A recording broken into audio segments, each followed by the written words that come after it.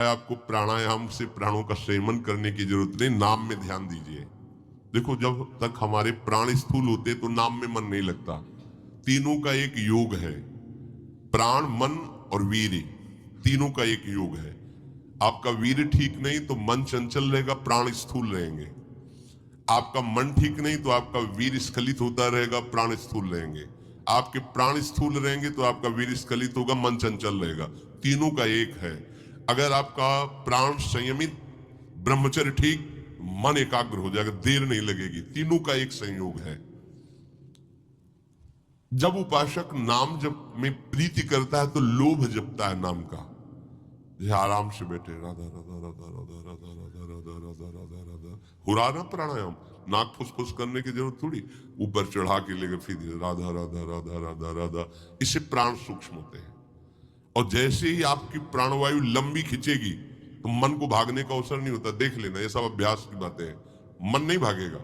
मन कब भागता है? राधा राधा राधा, बहुत प्राण स्थूल हो गए, श्वास लेने का समय बहुत कम है, वैसे देखो लोग पास बैठते हैं, आवाज आती है, ये स्थूल प्राणों का लक्षण होता है। ऐसे मैदा या आटा ऐसे लगा दो, एक भी नहीं उड़े, तब माना जाएगा कि आपकी प्राणवायु कंट्रोल में हो रही। ऐसे उसमें फर्क नहीं पड़ना चाहिए, वो हिलना नहीं चाहिए कण। इसका मतलब प्राणवायु आपकी सूक्ष्म हो रही। सहज में हमने आपको प्राणायाम बताए हैं, पर करता कौन है? मनमानी करने के लिए सब तैयार है, लेकिन गुरुमानी कौन होता है? पक्की अनुभूति के हम प्राणायाम कह रहे हैं। खूब भजन में रुचि हो जाएगी अगर ऐसा करोगे।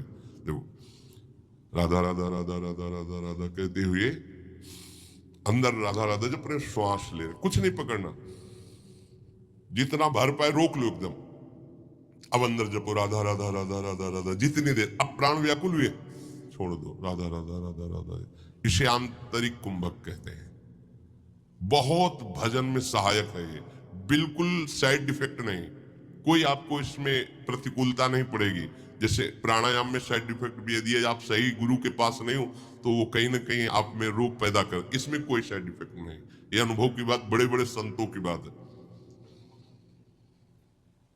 नाम जप करते हुए प्राणवायु भरी, आप स्वस्थ होंगे। आपका देखना शरीर चमकेगा, क्योंकि जब हमारे कितने ऐसे क्षेत्र हैं जिनमें व्यायाम ही नहीं हो पाता, उन यंत्रों को प्राणवायु के द्वारा आंतरिक सबको करना चाहिए। इसके लिए सब साधक सहज में नाम जप करते हुए से प्राणवायु रोक ली, व्याकुलता भी प्राणवायु निकाल ली। ये एक प्राणायाम। दूसरा, निकाल दी, राधा राधा राधा राधा करते एकदम खाली कर दी और रोक दिया, भरा बिल्कुल नहीं। अब नाम जप करो, थोड़ी देर में एकदम प्राण व्याकुल हो, फिर नाम जप करते हुए लिया, फिर छोड़ दिया, फिर रोक दिया। इसे बाह्य कुंभक कहते हैं। ये दो प्रकार का कुंभक है, एक आंतरिक कुंभक, एक बाह्य कुंभक। और फिर शुरू करो, लंबी वायु श्वास वायु घसीटना, बिना रोके उसको छोड़ देना, फिर घसीटना। ये तीन ही आपको बहुत लाभदायक करेंगे, बहुत लाभ प्रदान करेंगे।